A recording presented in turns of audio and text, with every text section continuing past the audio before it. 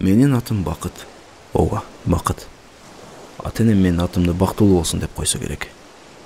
А балким бүткүл адамзатына бакыт каалап атагандыр. Бакыт өзү эмне? Кимдир бирөөгө ыйман болсо, башкасына сүйүү. Бирөөлөр үчүн эсеп жеткис байлык. А бирөөгө бир сындырымдан, бөлөгүнө жөн эле ден соолук. Демек бакытка жетиш бул сыноодан өтүп турбайбы? Жок. Жарык дүйнөгө келүүнүн өзү бакыт. Демек, өмүр сүрүү, кыйынчылыктарды жеңип чыгуу жашоо үчүн болгон күрөш. Бакыттын бир бөлүгү экен да. Кызык. Эгер чын эле ушундай болсо, анда ошол бактылуулукка жетиш үчүн жанталашып, азап чегип, аракет кылып умтулуу керекпи? Умтулуунун өзү да бакытпы? Мен мындан 5 күн мурун ким элем?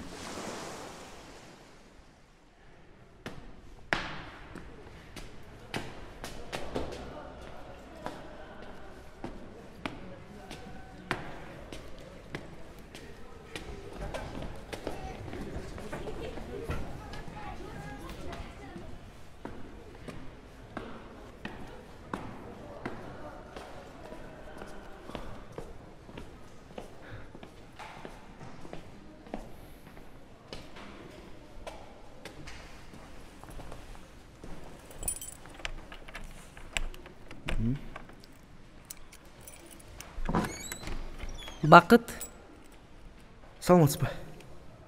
сен 2 жумадай келбегенден бери мен ал үйдүн кулпусун алмаштырып, башка тургундарды киргизип койдум. А сенин оокаттарың менин бөлмөмдө. Шартың болгондо келип, оокаттарыңды алып кетерсиң.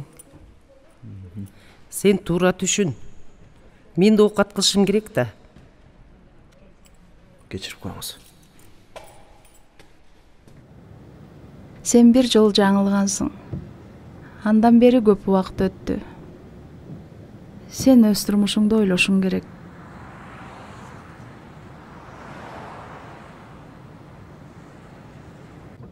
Он 15 жаш анча эле көп эмес да.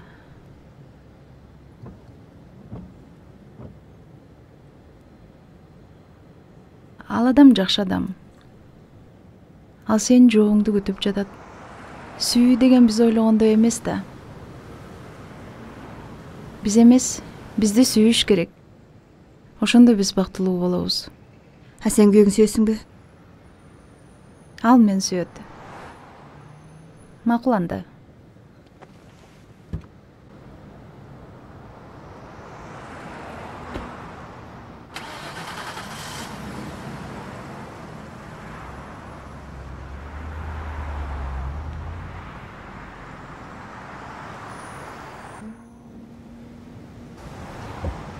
Жүр, жеткирип коеюн.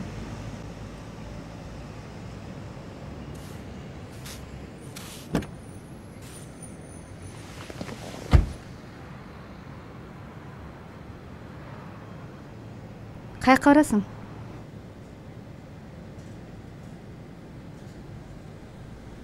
Эже акча берип тура аласызбы? Мен чоңойгондо жакшы боло алам.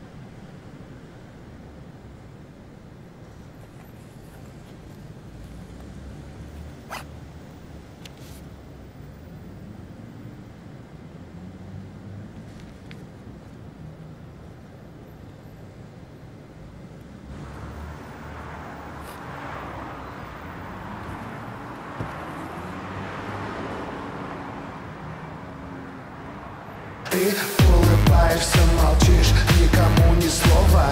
Когда каждый мечтает с тобою лова-лова, ким-ува.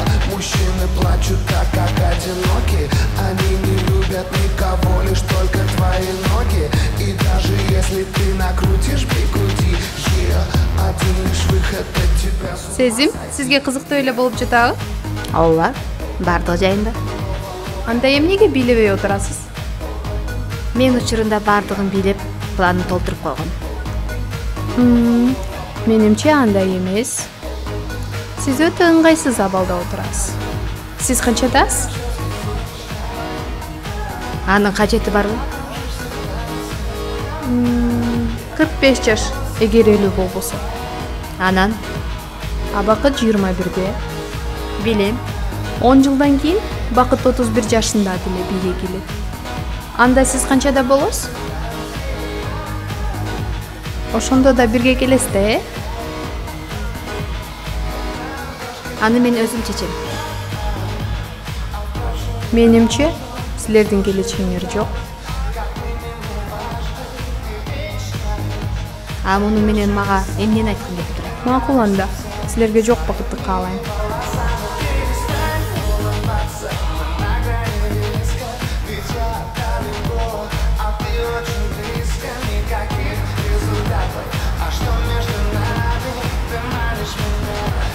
Чарчадыңбы? Мен сени чарчайт деп ойлойм.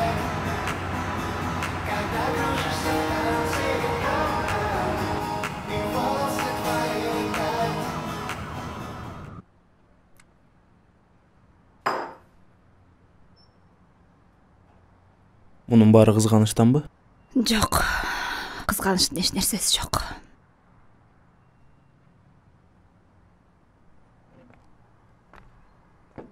Бакыт. Мен жашоомду бир жолу жаңылгам. Сен жашсың. Сен жаштыгыңды урдагым келбейт.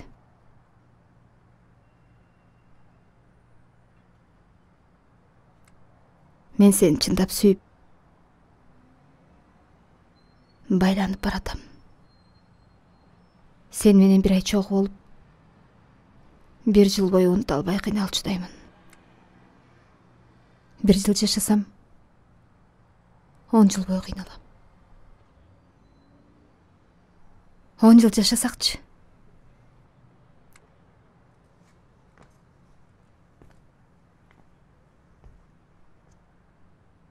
Андан көрөк, азыр эле коштошолу.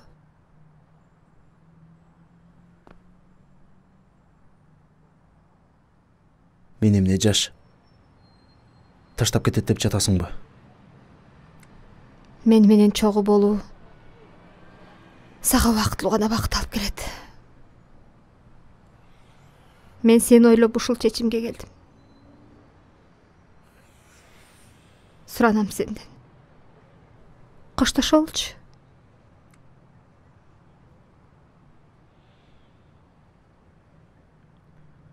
Сен да өзүң жолуңду табасың.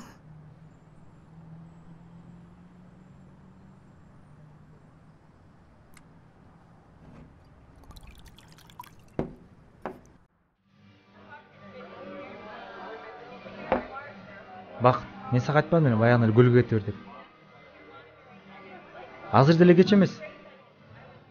Андан көрү кичкени токтот да меникini арый сал. Эртең көлгө кетесиң. Так, бирде. Бакыт. Болду, жетет го. Салчы болду.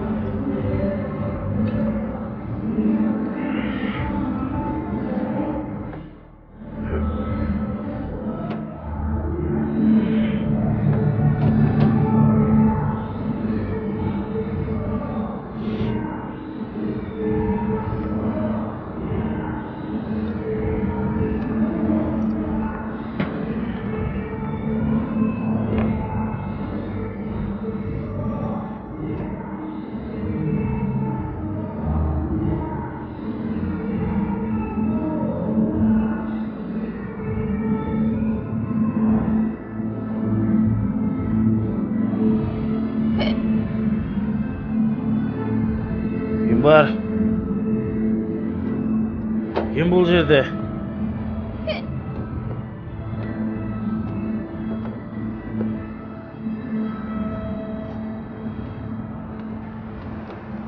Эмне мени аңдып жүрөсүң? Мен сени эмнеге аңдышым керек? Ошону мен сенден сурап жатпаймынбы? Ой. Аңдыбасаң эмне кылып жүрөсүң анда? Бул жер эмне? Сенин менчигиңби? А сен өзүң эмне мени аңдып келдиң? Мен эмнеге аңдымак элем?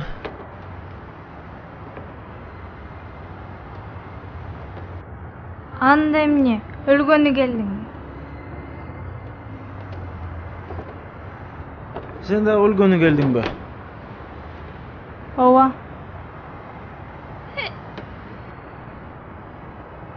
Өлгөнү келсең, секирбейсиңби анда? Эмне турасың?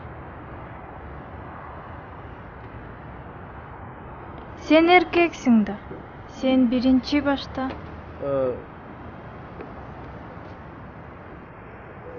Sen birinci kelgen turbaysınbı? Sen başta? Макул.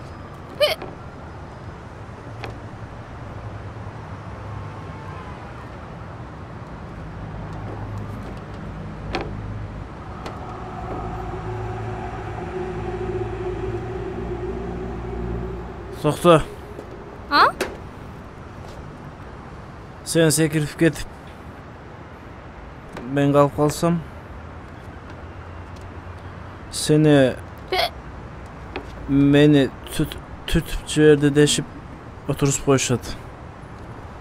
Ben sekirim. Макул.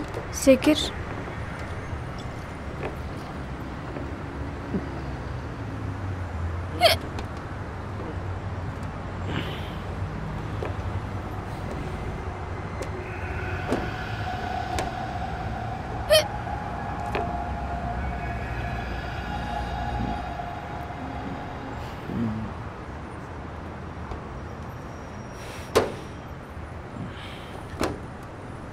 Дух жетпеді. Кандай?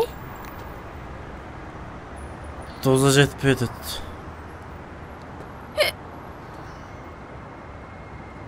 Анда жакшылап даярданып ичип келбейт белең.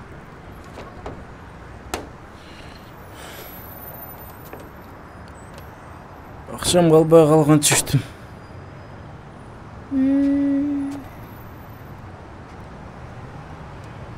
Менде акча бар.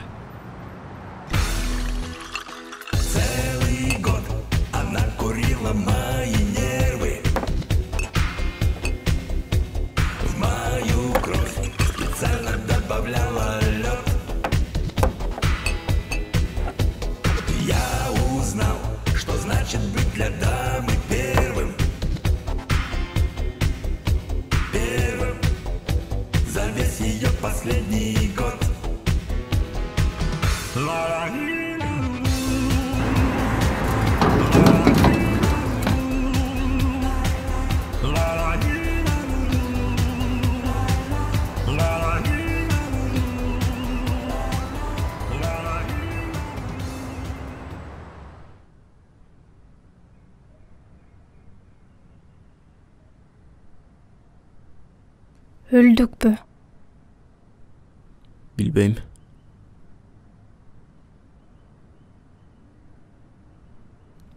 Sekirdik bele?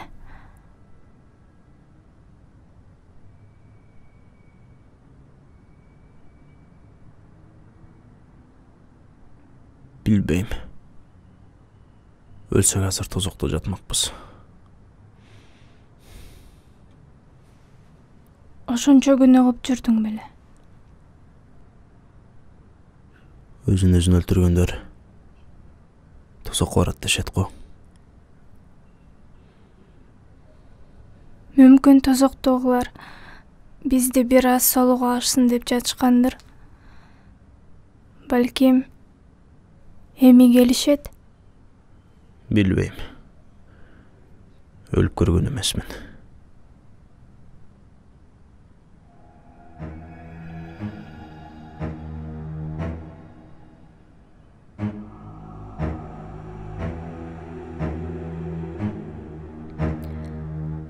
Мына келишти. Sen birinci sekirген болушуң керек. Sen birinci бар. А мен biraz суктап турайынчы.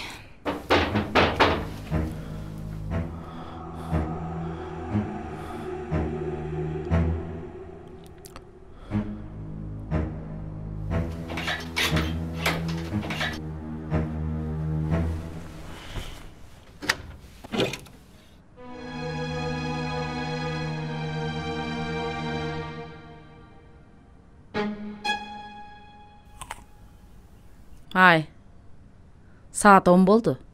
Кетесиңерби же узартасыңарбы?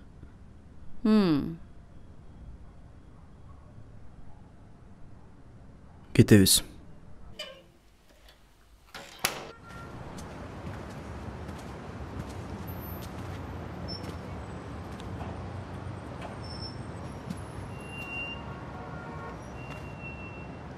Неме? Не? Sen geçen emnege sekireyim dedin hele. Ал кечеги күн. Бүгүн жаңы күн. Мен бүгүнкү күн менен жашайм. Бакыт. Sen экинчи ичпей эле жүрчү. Ичсең эле өлөм дей берет турбайсыңбы? Ал жакшы эмес да. Sen дагы?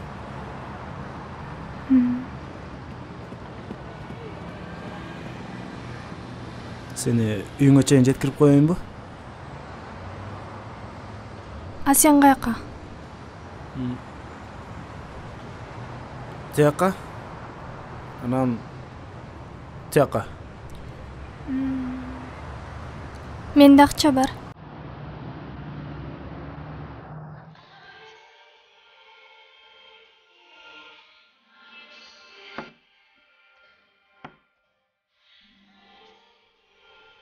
Жөн эле кой.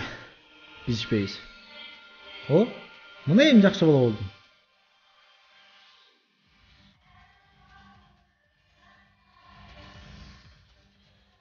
Мен чалып койгом. Гүлзатка салам айтып кой. Рахмат.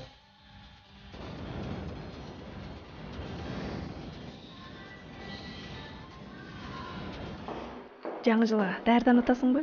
Мейли анда. Саламатсызбы? Саламатчылык. Менин атым Бакыт. Угуп атам. Азамат чал болуш керек сизге. Ооба, бизге сиз жөнүндө айтышкан. Бирок сизди жалгыз келет деди эле. Мен кайра эле кетем. Кыял. Бакыт, бул сиздин бөлмөңүздүн ачыктычы. А бул иш кагаздарыңыз. Бүгүн эс алып, эртең саат 8-де жумушка чыксаңыз болот. Кыял.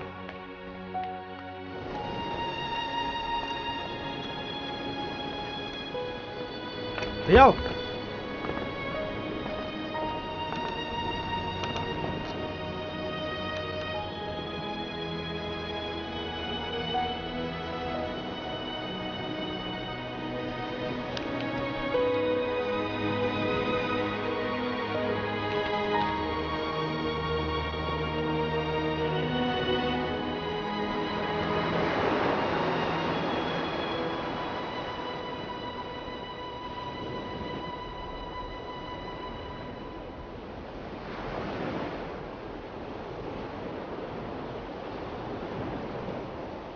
А сен эмнеге ар бир күнүңдү жаң барак менен баштайсың?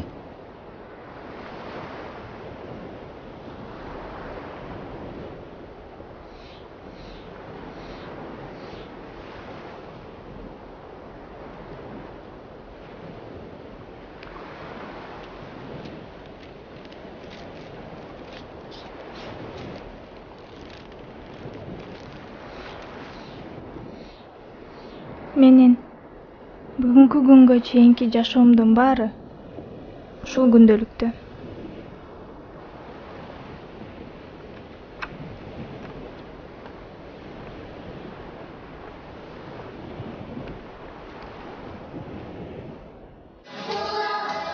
Балачак баарыбыз үчүн бактылуу учур. Бүткүнгү. Мага. Бирок мен апамды атам көз түшкөн сүрөттөн гана тааныйм. Ошентип Менин бала чагымда атам, ал эми атамдын жашоосунда мен жана анын жумушу болчу.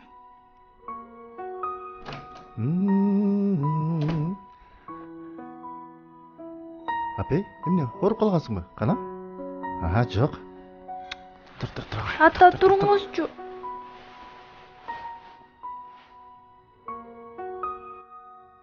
Кыз бала үчүн эненин мээримин сезбөөсү кыйын экен. Үстүңкү кабатта жашаган Роза эже бизге бир тууган апабыздай эле болуп калган. Роза эже, жакшысызбы? Жакшы. Кыял ооруп калган окшойт. Барып карап коесузбу? Жүрү.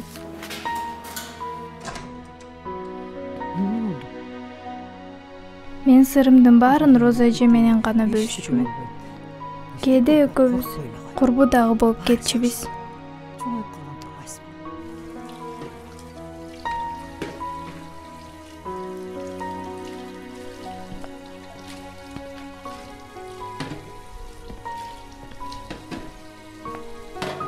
Адыл. Эже, келиңиз. Келиңиз, чай ичели. Адыл. Ушу сенин бир үй бүлөөгө эмес, бир мамлекетке жете тургандай акылың бар. Анан же бир үй бүлөөңө, же мамлекетке пайдаң тийбей, чет мамлекетке кетем дейсиң. Каяктагы бир диссертация деп эле эскиче түшүнүктө жашап жүрөсүң. Заман башка. Роза эже. Мен эмне, силердин акылыңар менен жашашым керекпи? Же эмне, жанагы силер өзүңөр шайлаган атка минерлериңерде болуп, мен патриотмун, баарын кыйратам деп төшүмдү каккылап кыйкырышым керекпи? Билсеңиз эже, менин жазып жаткан ишим бул Кыргызстанга гана эмес, бүткүл адамзатына пайдасы тие турган илимий долбоор. Иш кылып өзүң билчи. Кызың чоңоюп калыптыр.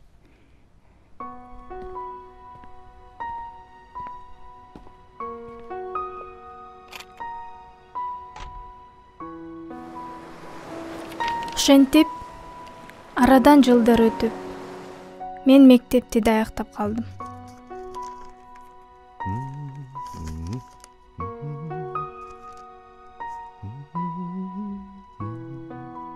Ата, бизге эртең аттестат тапшырат, билесиңби?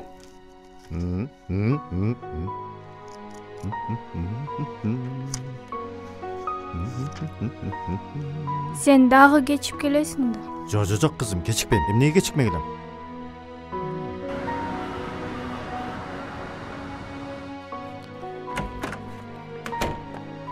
Айтайын бул сырымды ичке катпай, кечиргин бул сунушум калса жакпай, дидарың тирүүлүккө дары болуп жүрө бер.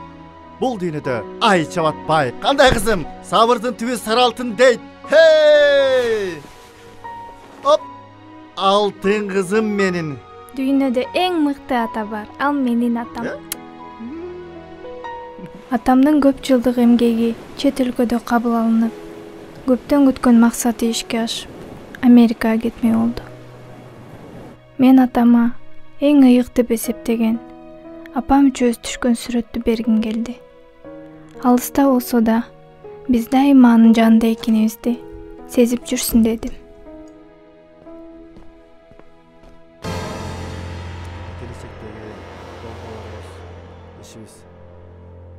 Жакшы болсун.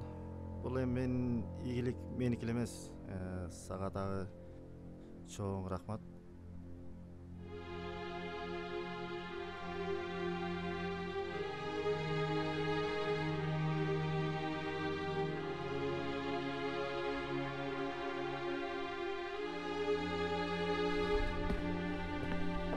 Кечирип койчу, мен азыр.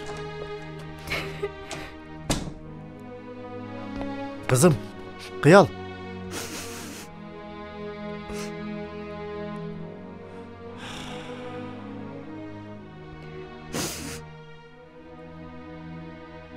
Кызым,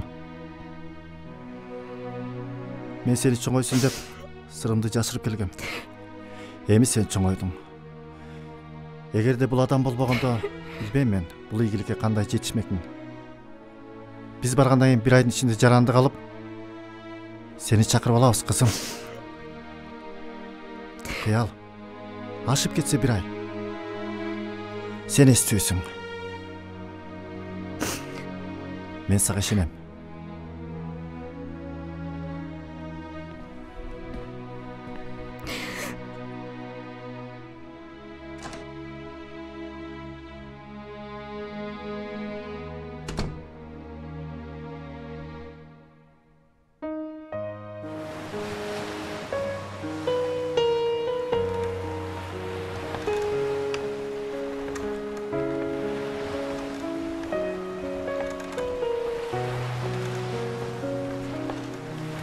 Sen аябай эстүү турбайсыңбы? Атаңа таарынып, өмүрүңдү кыям десең, бул аябай эстүүлүк да. Мени Бишкекке салып жиберчи.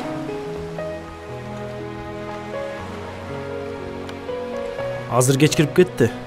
Бүгүнчө бул жакта эле калып кал. Мен сени табынпайм.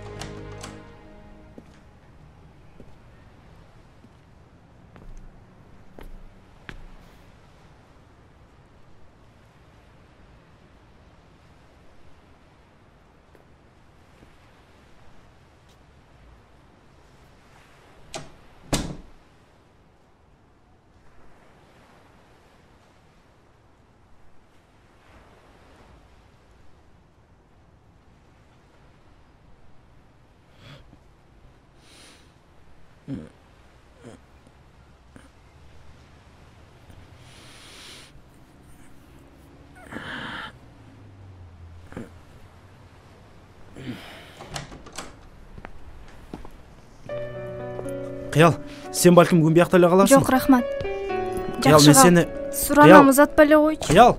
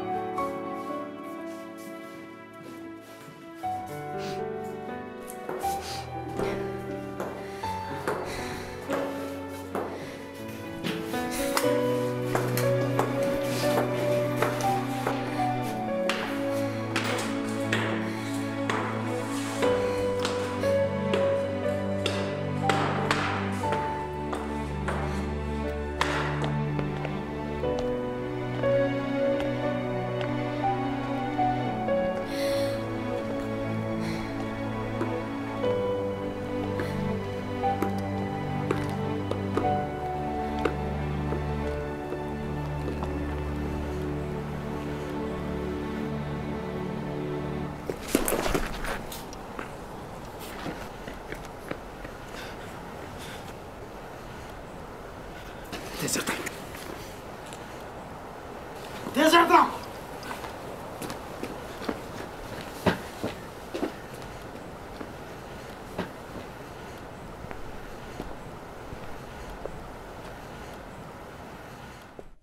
Кыздын фамилиясы ким?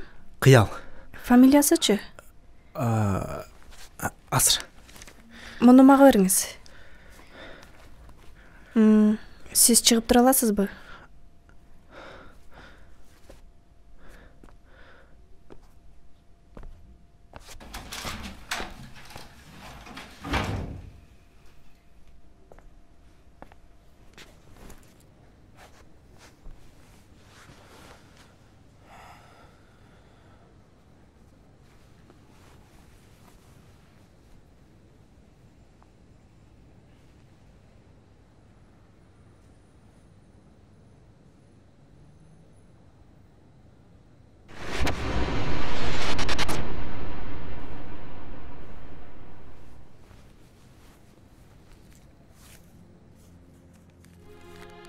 Атам кеткенден кийин күндөрүм маанисиз өтүп, өзүмдү начар сезип баштадым. Эмне? Ооруп калдыңбы? Алда көңүң эмне купку? Окуй, бирдем иштиңби? Оял эмнең? Тамак ичпей эле жата бердиңби? Ой, булулганың болбойт балам. Атаң билсем эмне дейт? Ошо кантип болсун. Айланайын. Ой, атайын ишенип жалгыз таштап кетсе, анан кийин таарынат да. Азыр мен тиги бир жакка бараткам. Сени ала кетейин, бейтапканага таштап кетейин. Ушундай кантип болсун айланайын. Антпай жүр да. Болбойт мындай кылган.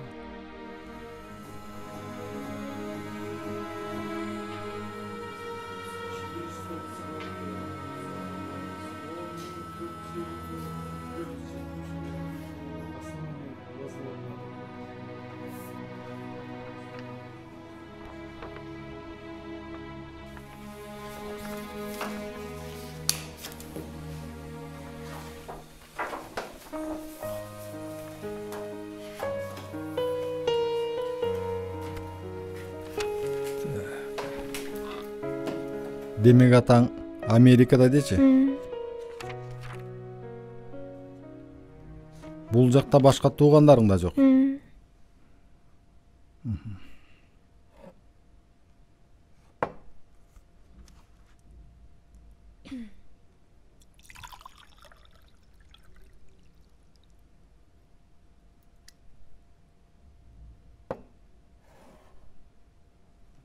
Суу эч ким деле келген жок.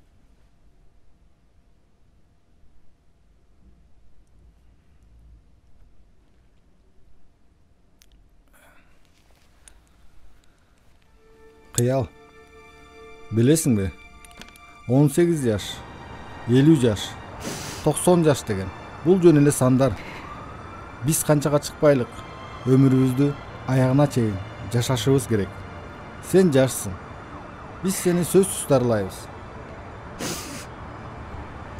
Кыял. Ашып кетсе бир ай.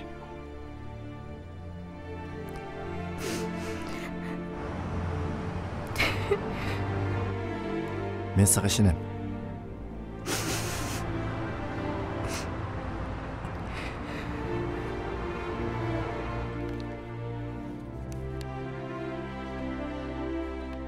Кызым, баардыгы жакшы. Ойдогудан да жакшы. Бул жактагылар биздин долбоорду өтө жогору баалоо менен кабыл алышты. Жарандык алуу маселебиз дагы өтө тездетилип жатат кызым. Дагы бир чоң кубанычтуу жаңылык сен үчүн. Бул жакта мен менен иштегенчи илимий кызматкерлер Гарвард университетине сабак беришет экен. Сага ал жактан окуганга мүмкүнчүлүк түзүлүп жатат кызым. Ата, мен айка барбай калдым. Мен үйдү да сатып жибердим. Ай кызым, ал эмне кылганың? Айтпадым эле мен сага, жардам керек болсо Роза эжеңе кайрылып тур деп. Ата. Мейли, мен не деп жатам? Мейли кызым. Биз Кыргызстанга барганда сен экөөбүз каалаган үйдү сатып алабыз. Макулбу? Андан көрө сен өзүңдү жакшылап карачы. Чакыруу барагыда барып калат. Ыйлабачы кызым. Эмне ыйлап жатасың? Мен сенин ийгилигиңе кубанып жатам. Үйдүн акчасынан керектүүсүн алып калып, калганын сага салып жибердим. Ата, сен мени бөбөктүү кылам деп сөз берчи. Менден кабатыр болбо. Мен алыс жакка кетип жатам. Сен ал жөнүндө кийин угасың. Мен сени түшүнбөй жатам. Мен турмушка чыктым. Ата, билесиңби? Дүйнөдө эң сонун ата бар. Ал менин атам.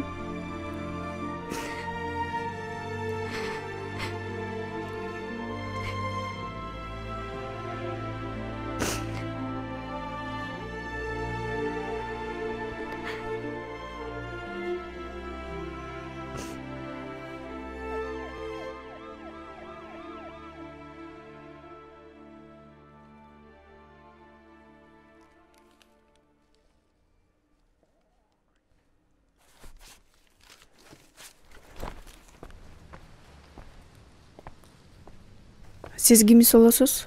Мен эң жакын адам болом. Анда сиз баарын билет экенсиз да. Эми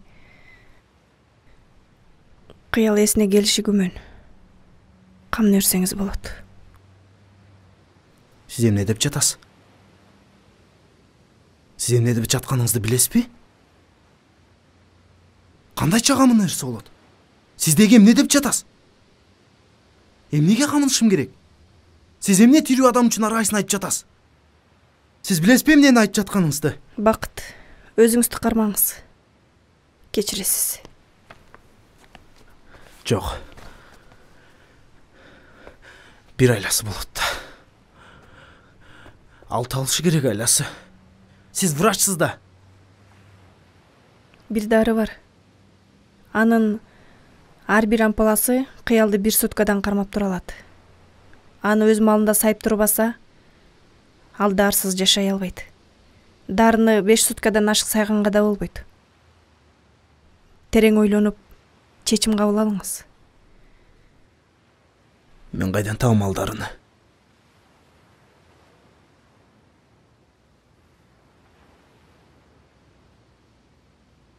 Канчаны аласыз? 5ти. Бизде 2 эле бар экен. Мейли болгонун бере бериңиз. 24 000 турат. Эже бере бериңизчи. Түшүнүп турасыз да. Кайра келгенде таштап кетем. 5 сом кем болсо да бере албайм. Бул дары эсептелүү. Мен акчасын өткөрүп беришим керек да. Мейли анда сатпай туруңуз, мен кайра келем.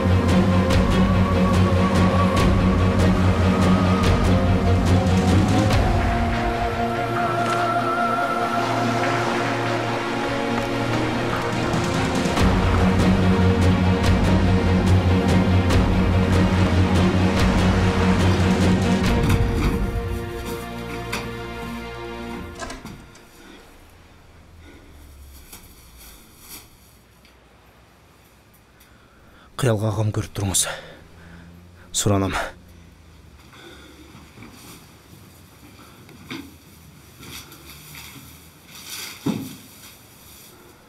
Мен дары төгөнгүчө дагы келем. Кандайдыр бир өзгөрүү болсо, мага чалып туруңуз.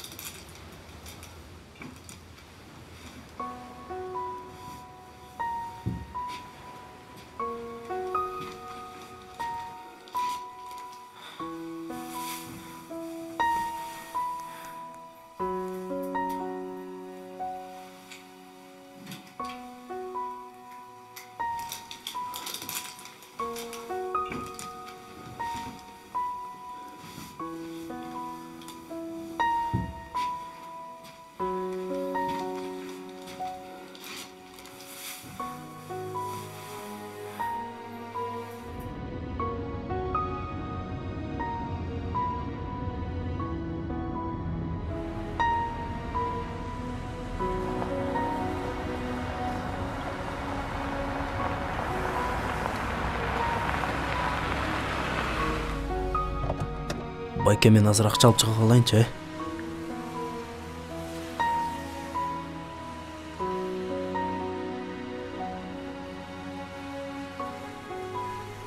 Байке, мен аз чыга калам.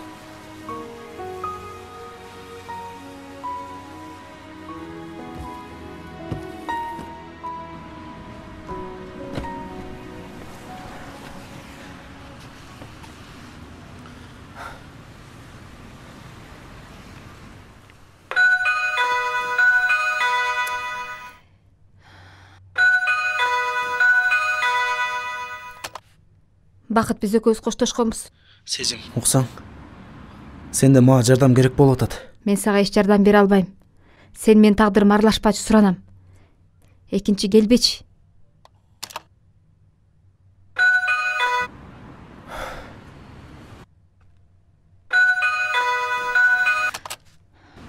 Сезим, уксаң, мен таптакыр башка себеп менен келдим.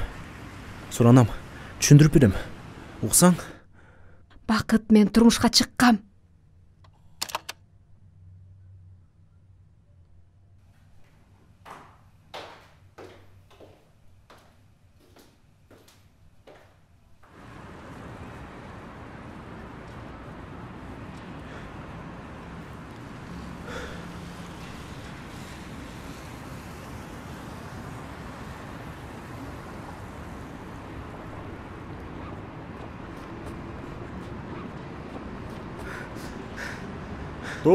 Дос. Таксиге акча берсем, сдачасы жок, телефонду мага таштап кетти.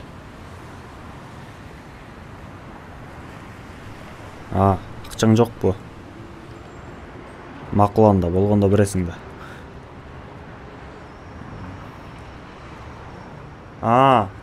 Сага бирөө чалды, кайра чалып койсун дейт.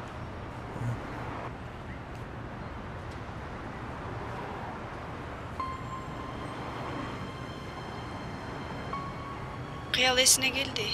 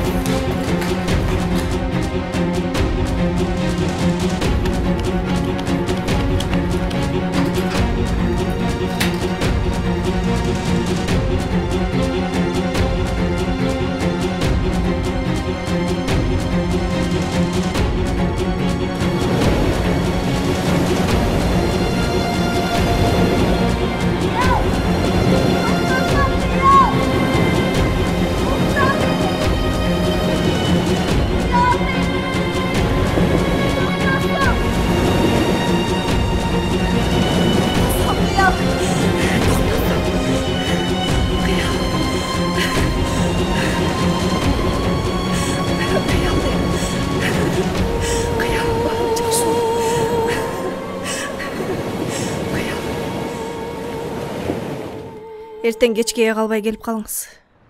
Мен барып калам.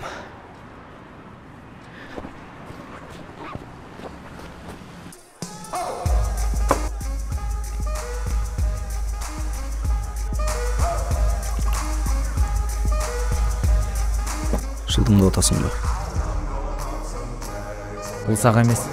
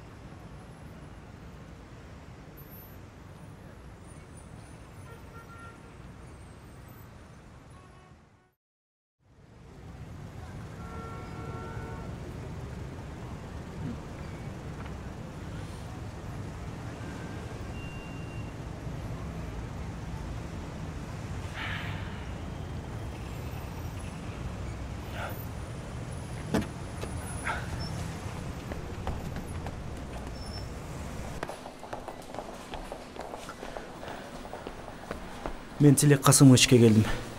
Сиз бизге кат алгансызбы? Жок, мен ал кишиге жолугушум керек. Оң тарапта 23 кабинет.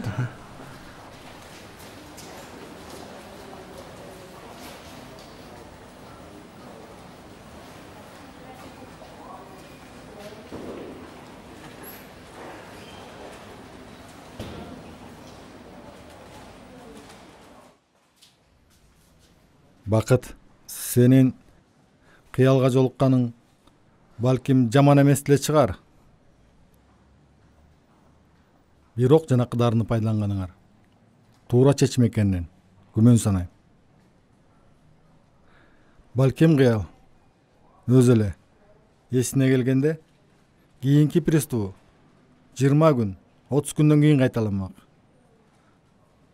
А силер болсо кыялдын өмүрүн 5 күн менен чектеп салдыңар.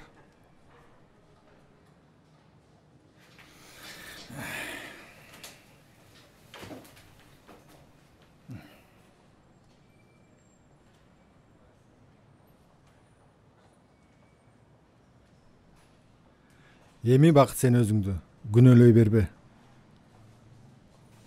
Балким кыял ошол боюнча ойгонбой калышы деле мүмкүн болчу. 5 күнбү, 1 айбы? Кыял баары бир өзүнүн өмүрүн жашап бүтмөк. Тилек Касымович, сизди башкы дарыгер өзүнө чакырып жатат. Мына, азыр. Тилек Касымович, сиз бир нерсе кылып айласын таппасаңыз болбойт. Кантип эле айласы болбосун. Кыял жашаш керек.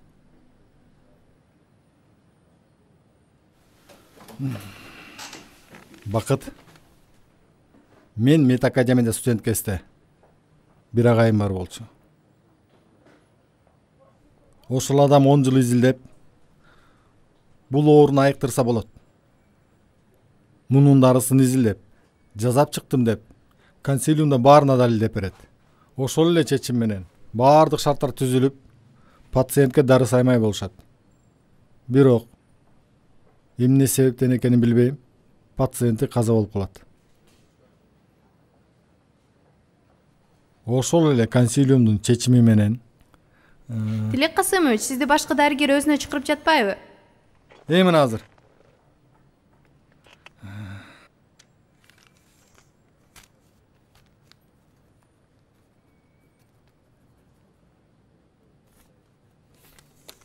Бул агайымдын. Мен студент кездеги акыркы дарыгы.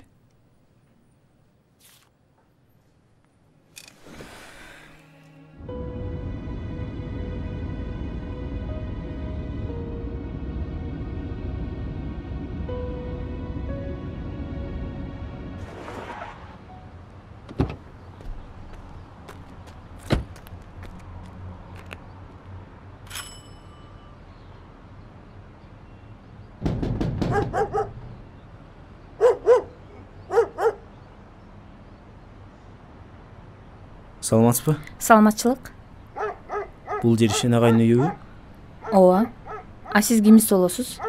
Мен өзүм жумуштары менен эле. Ишен байке 10 жылдан бери жашабай калган.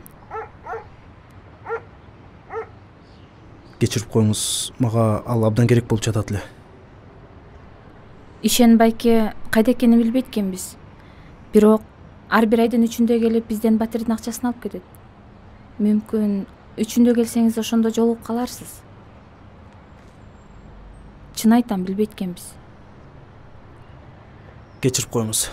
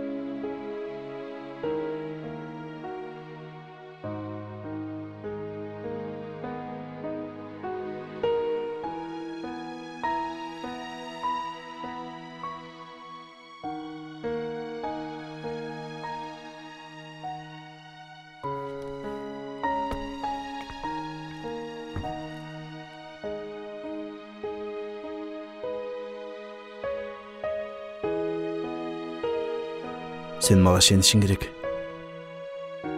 Баары жакшы болот. Бакыт. Мунун баарын кереги жок. Сен баарын татаалдаштырып жатасың.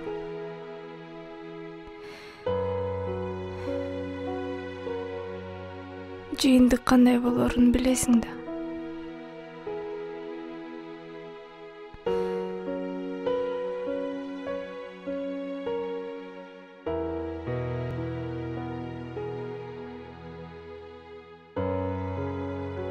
Жыйынтык сен ойлогондой болбойт.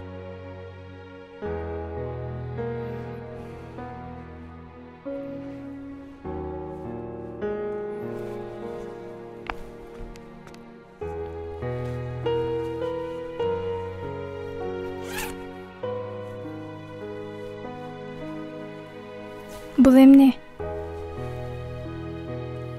Сен атаңа турмушка чыктым да айтканыңды унутуп калдыңбы?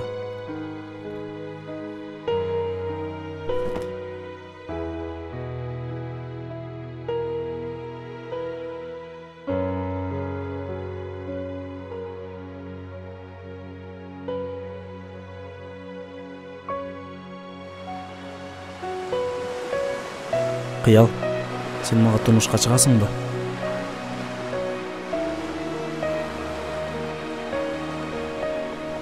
Бакыт.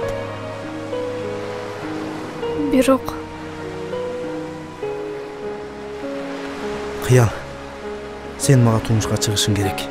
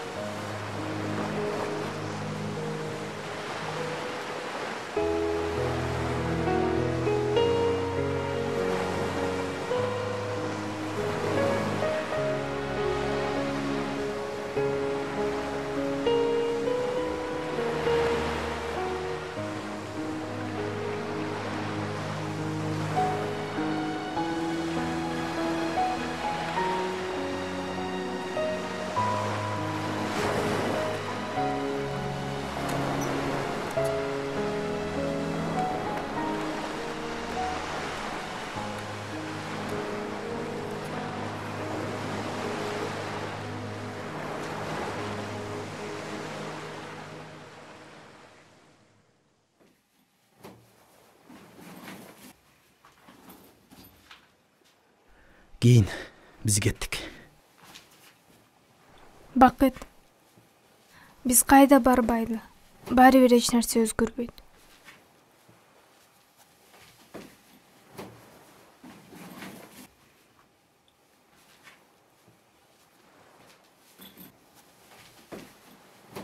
Биз мындан ары дайыма бирге болобуз.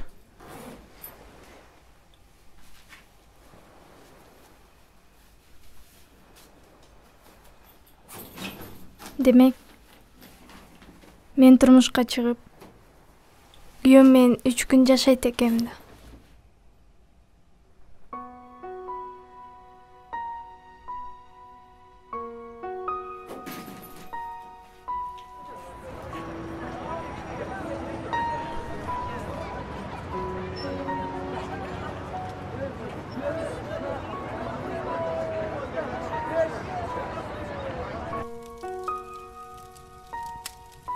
Кыял бардыгы сен ойлогондой эмес.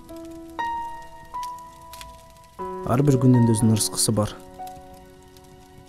Сен турмушка чыгып 3 күн жашайм дегенсиң. Ал эми бир аз убакыттан соң экөөбүздүн үйлөнгөнүбүзгө 1 жыл болот. Урматтуу мекендештер, бир аздан кийин эски жылды узатып, жаңы жылды тосуп алабыз. 2012 жылы көп сыноолордон өттүк. Бирок кандай болсо да эң негизгиси өлкөбүздө туруктуулук сакталып, алдыга кадам таштаганга шарттар түзүлдү. Бакыт, мен ушунчалык бактылуу экениме маани бербей жүрүптүм.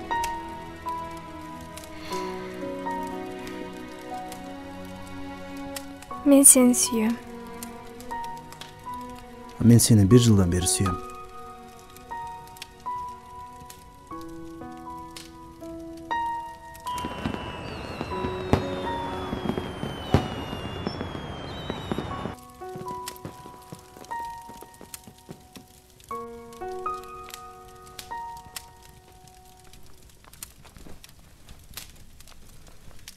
Бакыт,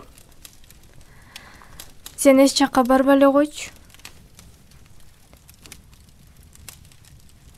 Менин жанымда эле болчу.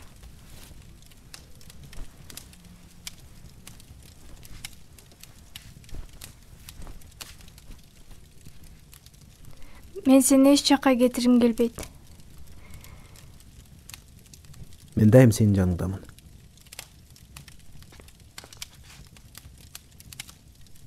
Билесиң,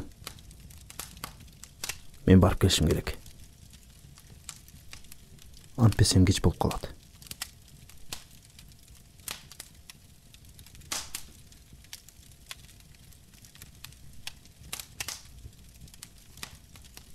Эрте кел.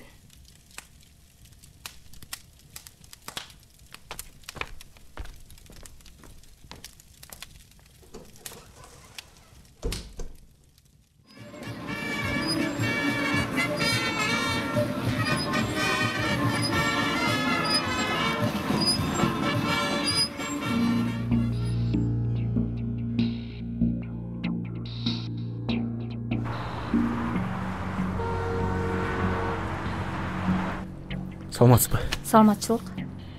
Жок. Бизде мындайдар азыр жок эле.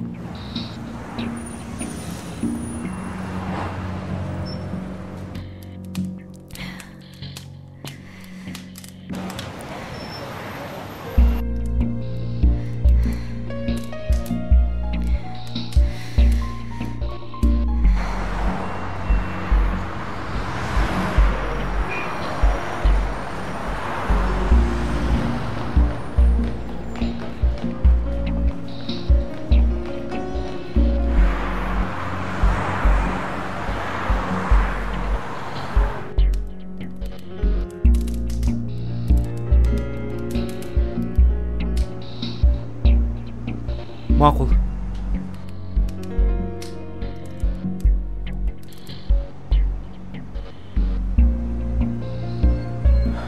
Мейли анда.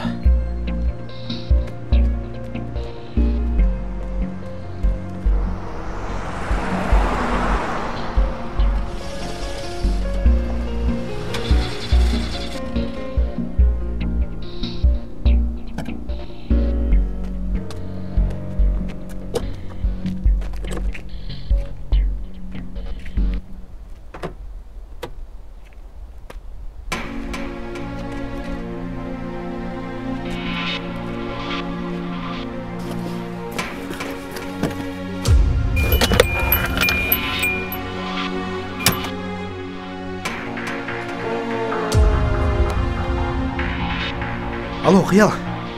Мен барып калам азыр. Жетип калайын дедим. Тура тур, чыдап тур.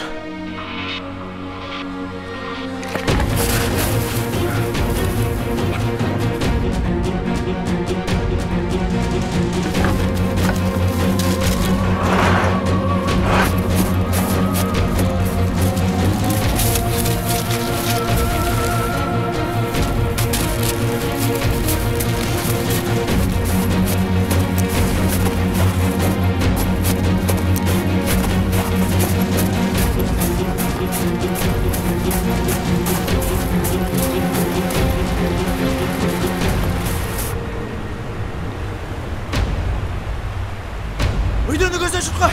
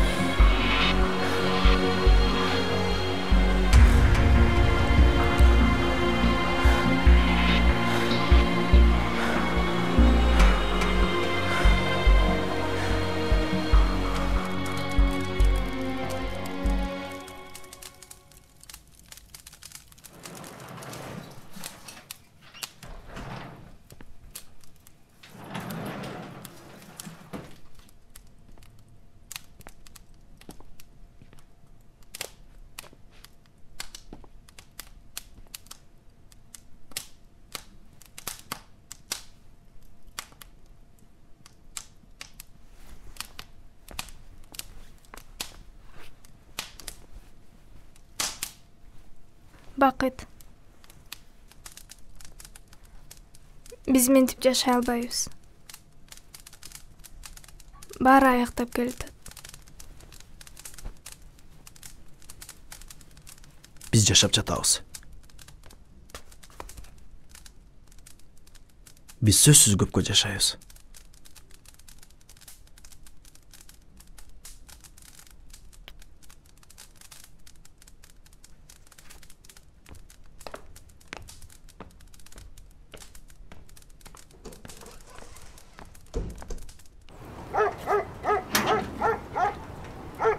Мен ишенбай экен, бүгүн сөз табышым керек.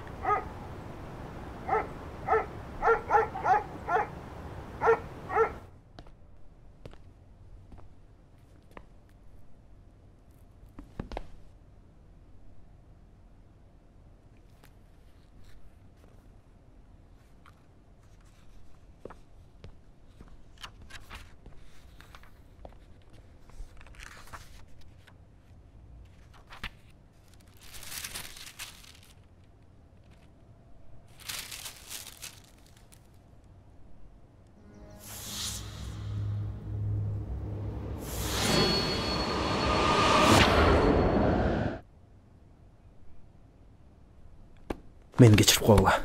Kıyal. Giyin.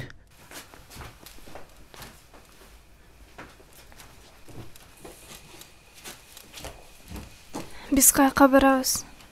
Ököz үйлөнгөн жака.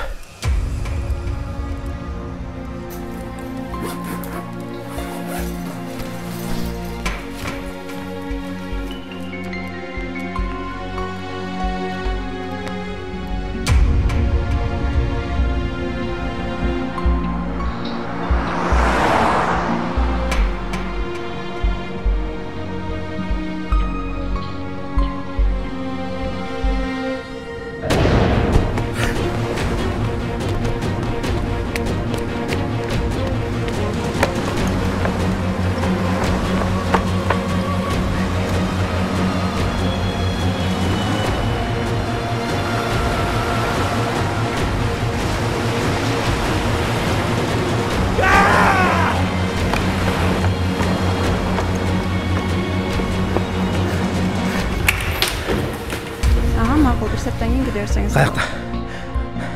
Кана. Байке. Ал байке ар бир айдын 3-числосунда шаарга кетип, 5-inde келип калчу. Бүгүн эмнегедир эртең менен шаарга кетип калды.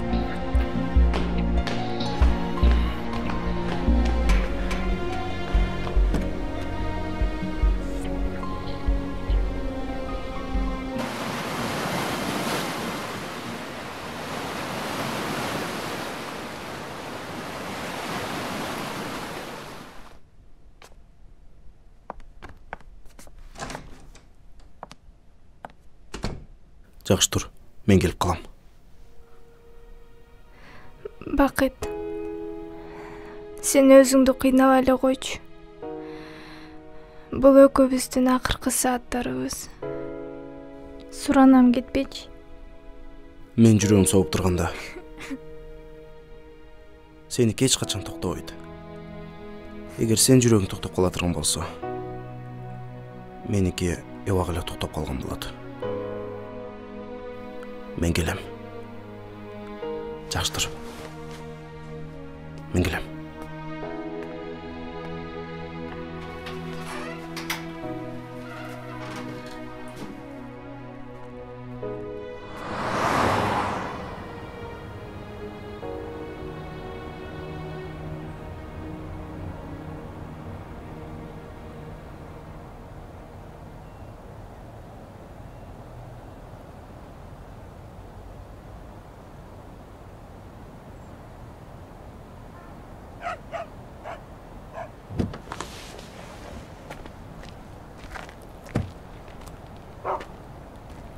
Siz bilеңиз? Ооба, мен. Сиз баарын билгенсиз да? Ооба, баарын билгем. Мен 5 күнүмдүн 3 күнү сени издеп корорду. 3 күн мурун тапканыңда деле эч нерсе өзгөрүлмөк эмес. 15 жыл мурда киши өлтүргөнүң аз келгенсип, эми да бир өлсүн деп жатасыңбы? Эгерде адамга ажал келсе, аны эч нерсе, эч ким, эч качан токтото албайт. Ада жасаа да келди. Мен эч ким токтото албайт эми. Сен билесиңби? Сен издеп мен канча жүрдүм? Сен болсо, эмне чыкпайсың? Білесің бе сен болғансың? Ошо жүзде пациентіңді өлтірмесің. Байке, қойды. Өлсе етші болмасың. Байке, қойды ғой. Қойды десе.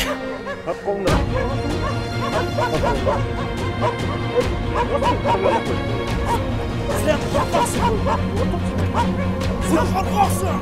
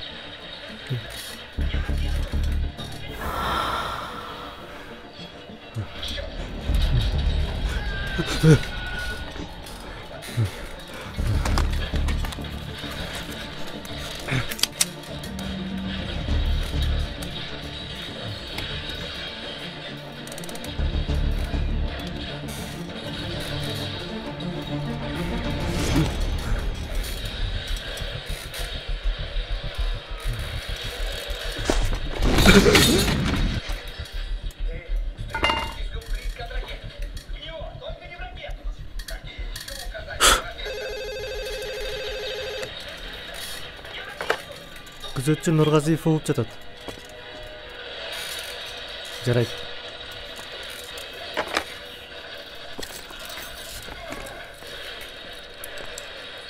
Сизге салып киргизишти. Сиз бошсуз.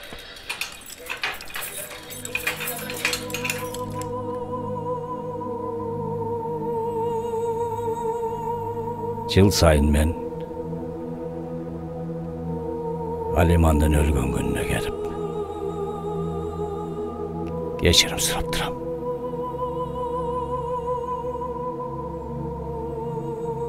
Бүгін мен атайлап bir gün erте geldim.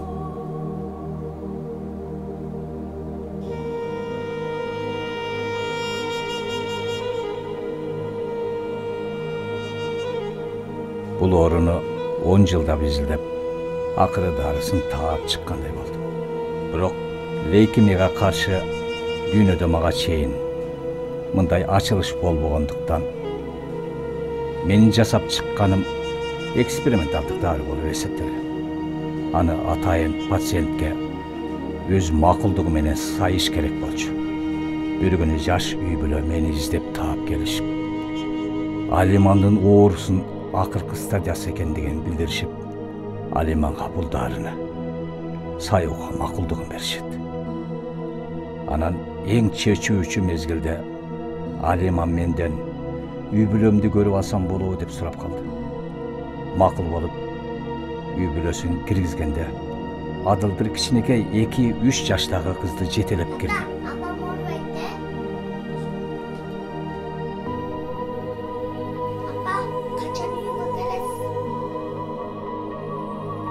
Ал кызды көргөндөн кийин мен анын апасынан ажыратып коюшумду ойлоп кеттим. Себеби пациентке 10 мүнөттүн ичинде дары таасир этип, айыгуу башталмак. Же болбосо 10 мүнөттүн ичинде ал көз жумак. Ошентип дарыны мен Алиманга сая албай койдум. Канча күн жашаса да Алиман өз тагдыры менен жашасын дедим. А мен кыялды көлдө биринчи жолу көргөндө эле ошол кичинекей кыз кыял экенин билгем. Мен эми ошол 15 жыл мурда кетирген катамды кайра кайталагым келбей турат.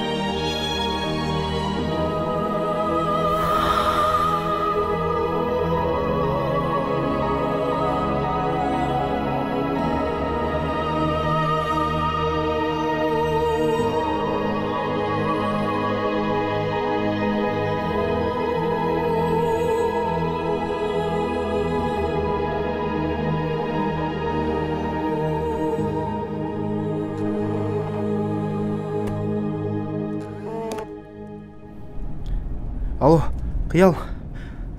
Баары жакшы болот. Мен бизге жардам берүүчү доктурду таптым.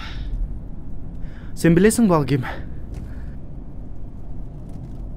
Барганда таң каласың. Буюрса 20 мүнөттө барып калабыз. Тынч тур.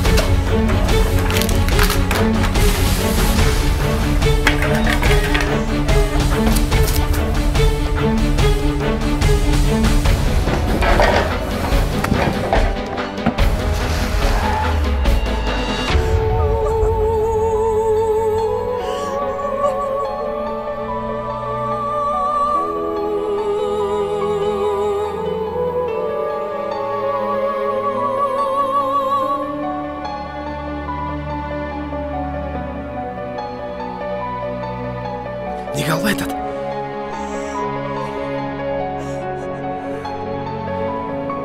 Уктап атса керек да.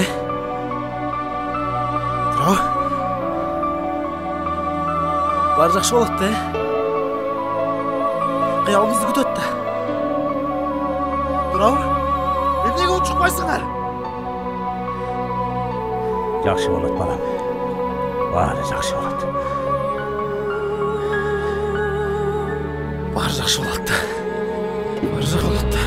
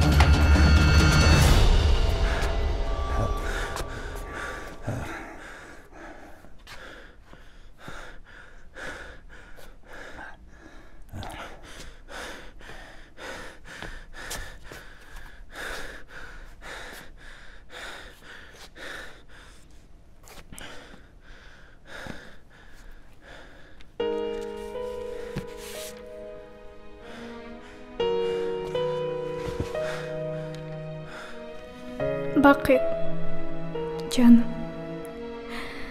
24 saat 1440 минута. А 5 күн 432 секунда. Бирөөлөр үчүн бул жөн гана көз ирмейм. А мен үчүн жашоомдун эң бактылуу, бирок акыркы секундалар. Бакыт, мени күтпөгөндүгүм үчүн кечирип кой. 20 минута бул 1200 секунда. Мага коюп жаткандары 800 секундада коюп бүтөт. Сен келгенде баары бир өмүрүмдүн акыркы тамчысы тамып өтүп, бул дүйнөдө жок болмок. Азыр мен ушунчалык жашагым келип жатат. Бирок биз өмүр бою чогуу болууга тагдыр буйрубаптыр. Сен кечирип калдым деп өзүңдү күнөөлөгө. Бул буйрук. Жашоодо сүйүү барын, сүйүшкөн адамдар бири-бирисиз жашай албарын, бул өмүрдө ар бир секунда кымбат экенин сен мага 5 күн ичинде сездирдиң. Мен сага ыраазымын. Мени кечирип кой. Сени бактылуу кыла албадым. Билем, сен азыр ыйлап жаткандырсың. Мен ошол сенин ыйыңды көрүм келген жок. Эгерде адамдардын баарысынын сүйүүсү сеникиндей болгондо, жер шаарына бактылуу адамдар батпай кетишмек. Азыр коштошуп жатып, жараткандан бир гана сенин өмүрүңдү суранып жатам. Сенден да суранам. Сен сөзсүз бактыңды табышың керек. Кош бол.